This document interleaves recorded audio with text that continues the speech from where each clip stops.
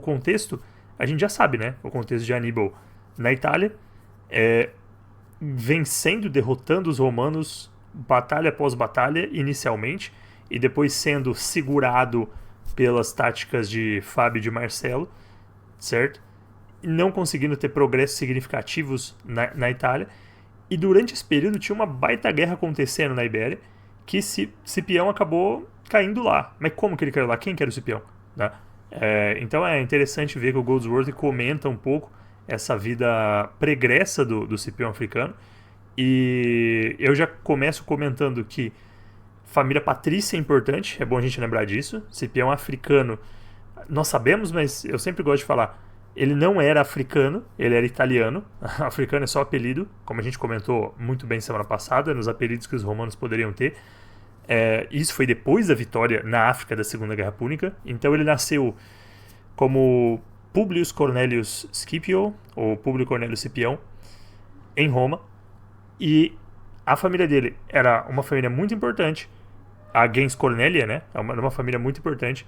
E ele sabia que ele ia ter uma posição proeminente em Roma. Sempre soube. Sempre soube. Porque a família dele era de costume. O pai dele foi cônsul, por exemplo. Né? E ele já era nascido, enfim, já era crescido quando o pai dele foi cônsul. Mas era esperado que ele tivesse uma posição proeminente já. Então ele não era qualquer um, ele não era um homem novo. Né? Ele só continuaria o que a família dele já era há muito tempo. Ele tinha acabado de começar a vida militar dele quando Aníbal invadiu.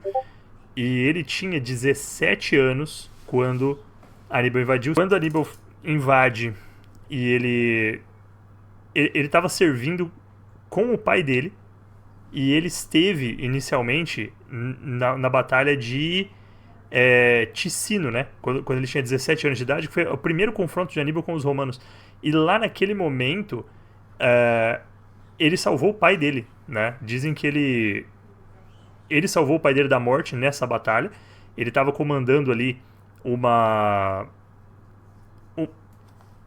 pequeno grupo de cavalaria, né, nós podemos dizer assim, e de acordo com uma das histórias que nós temos, que os relatos dividem, ele foi em direção ao pai dele e ele atacou sozinho. Quem estava com ele ficou com vergonha de ver ele indo sozinho, foi atrás, e ele conseguiu salvar o pai dele da morte em Ticino. Já, acho que é o Lívio, o historiador romano, que nos dá uma outra história e fala que ele foi salvo por um escravo, né, e não tinha sido Cipião. Então a gente não sabe muito bem, pelas fontes conflitantes, se foi mesmo Cipião ou se isso foi um mito que nasceu mais tarde, depois que ele ficou famoso com suas vitórias e tudo mais. Porém, ele estava em Ticino, isso aí a gente pode afirmar.